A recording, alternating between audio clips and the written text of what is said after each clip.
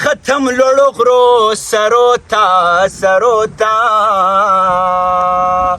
ملګرو سلامونه مې واخلئ افسر افغان یم او نن زه د ضلع شانګلې بیا د بڼ خوړګۍ د چکړو سر ریډار سر ته مخامخ ناست یم. تاسو زما په چاپیرچل کې د شانګلې ځوانان وینئ او دا هغه ځوانان دي چې د دې ښایسته وطن کوم ته چې الله تعالی یوه قدرتي ډکه پکه ښکلا بخلې ده. زمونږ چنارونه، زمونږ نخترونه، زمونږ غرونه، د دې ځای آب و هوا او دا ټول ځوانان چې دي په دې کې د 50% نه زیات ځوانان د کولې مزدوران دي، په درنګونو کې کار کوي. او دا بیا رحمان الله دی چې دا د ګردو مریض دی او دی په خپله باندې د کولې مزدور دی. داسې دا زمونږ یو بل ورور موږ سره ناست دی چې دی اوس په پولیس ډپارټمنټ کې کار هم کوي، خو دی د دې نه مخکې د کولې مزدور او داسې پسې ورځه دې وطن ته دې سیمې ته په دې جذبه باندې راغلی یم چې زما د وطن ډېرې لوی چارواکي دي. په هغې کې ډېر ښاغلی نوم انجینر امیر مقام صاحب دی، په هغې کې ډېر لوی نوم ډاکټر عباد صاحب دی، یو ډېر ښاغلی زمونږ د لیبر منسټر هم دی شوکت یوسفزی صاحب دی، او بیا منیم صاحب او رشاد صاحب او سدید او وقار او داسې پسې ورځه. دغه ټول خلک د دې وطن پیداوار دی. خو موږ چې په دې کم روډ باندې د چکړو سر ته راوختو، تاسو یقین وکړه د چکړو سر داسې و لکه د چړو په سر باندې چې موږ راتګ کوو. په دې روډ باندې ګاډي له دکې ورکوه، ستړې ګاډی به واپس را او بیا د دغه ځوانانو نه خبر شوم چې دا روډ دیو د کولې د مزدورۍ په پیسو باندې ویستی دی. سړي سر دیو پیسې راغونډې کړي دي، هیڅ حکومت دیو له دا روډ نه دی ورکړی. دلته سکول نشته دی، دلته د اوبو پراپر نظام نشته دی. دغه د ټوریزم یوه داسې سیمه چې دی باندې موږ ډالرز ریونیو جنریټ کولی شو، خو دغې ته هیڅ چا توجه نه ده ورکړې. دا رحمان الله به یو دوه خبرې کوي او بیا چونکې دا وطن دومره ښکلی دی، وایي په دې ښکلې فضا کې چې هم حسن شته هم مینه، رباب چې دلته کېدی نو په خپله به ټنګېږي. نو موږ به دلته یو څو ټپې هم وکړو او هغه به په دغه جذبه باندې وي چې د اعلی چارواکو ته موږ دا غږ ورسوو که هر څو موږ د کولې په درنګونو کې په زرګاو پوټه تاسو لاندې ښخوئ، خو موږ د ټپې په شکل کې، د خبرې په شکل کې، د شعر په شکل کې خپل آواز بهر ته راوباسو. نو ډېر محترم رحمان الله به یو دوه خبرې وکړي او بیا به راځو ټاپوله. جی رحمان الله څه خبره شریکول غواړي؟ بسم الله الرحمن الرحیم. زه ستاسو ډېره شکریه ادا کوم دلته دې غره سر ته لکه موږ له چې افسر افغان ناغی عمران خان ناغی دې ځای له ځکه چې ډېر تکلیف و د روډ او دا بل وکیل صاحب ډېر ملګري زموږ راغله، ډېر لرې ځای نه راغلی، یو پکې د بشام نه راغلی، دوه درې مرګلي د چکیسر دې ځای نه راغلي. د دوی ډېره شکریه ادا کوم. خاص کر زه د خپل سیاستدانو دې ته وایم چې الله تاسو له یو موقع درکړ ده، د افسر افغان صاحب ته مې ووایي چې الله تعالی یو موقع درکړ ده، یو اواز چوتولی شي د کولې مزدور دپاره یو اواز اوچت کړئ. بل د فرعون نه بنود شانې خپل دعوه مه کوئ. تاسو له الله یو عزت درکړ دی، د عمر ونې مشري وکړئ، د عمر ونې چې هغه روانو او اصحابیو سره سولۍ نیول وه، غلام سولۍ سره نیول وه، هغه خپلې سپلۍ په تخر کې ونیوي او پیاده سره روان شو. خلکو ورته عمره ته ولې پیاده روانې؟ هغه وی الله دا مشري ماله راکټه. سهار به مانه تپوس کوي. بیا حضرت علي فرمان دی هغوی چې 3 کاله بعد د جمعې سخت وخت و، بجلیګر مولانا صاحب وایي چې سخت وخت و، عمر منې خوله وه راپاڅېد، وایي عمره ته منې ډېره خواره نه ده. هغوی ما الله سره په 3 کالو کې حساب ختم کړو. عمر ونې هستي نو امیر مقام به څنګه حساب ختم کړي، شوکت یوسفزی به څنګه حساب ختم کړي، داسې وقار داسې نومونه بیا شانګله کې نومونه به هم هېر شي. موږ دومره سیاستدان دي که نه.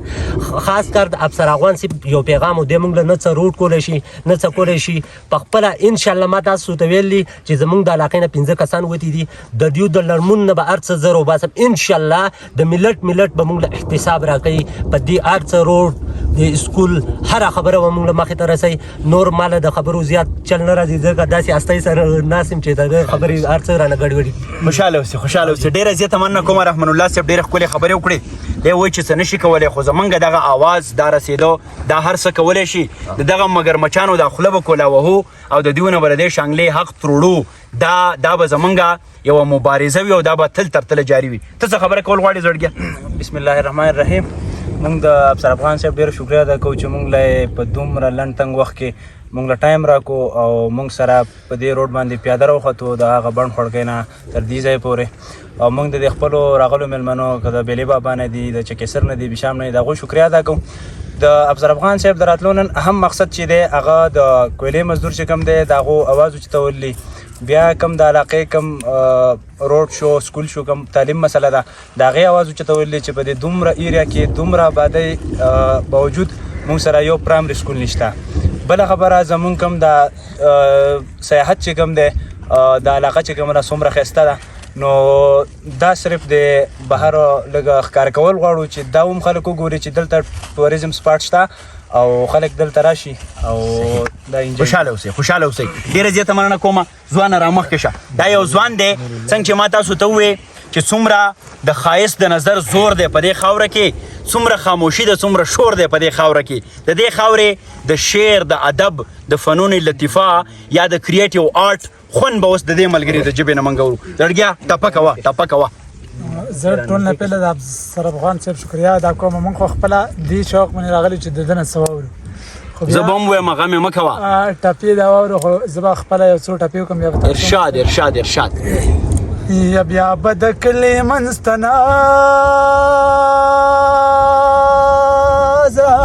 اها پشنو ټانټو مې سترګې لګي زړه مې چوينا او ختم لړو غرو سرو تا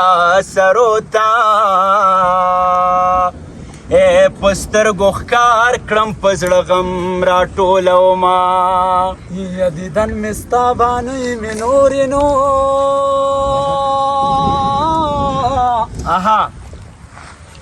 په لوی لار کې څه بانه کم ودرېږم او کور دې د پورې غره پناه دی او وریازه نه یم چې په غره درجګه شم او ای د وطن د سر دستاره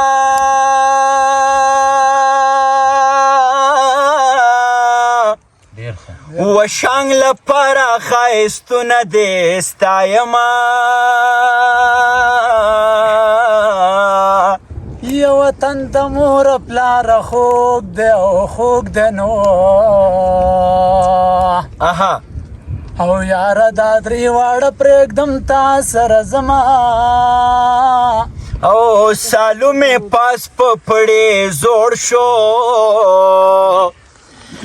ستا د کولې د کاره ناخې جلاسونه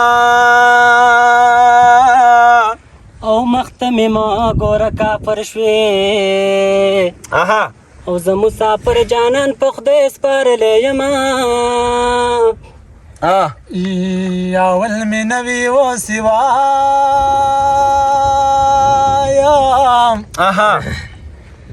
په زړه مې توره وینه ډنده مړ بشمه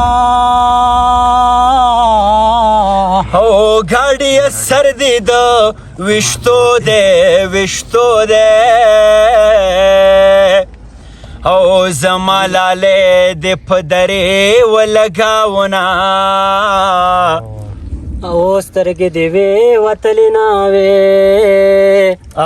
یا چې په ګاونډ دې لویدم نه دې غوښتمه یا ښه ده چې ته د خیره راغلې نو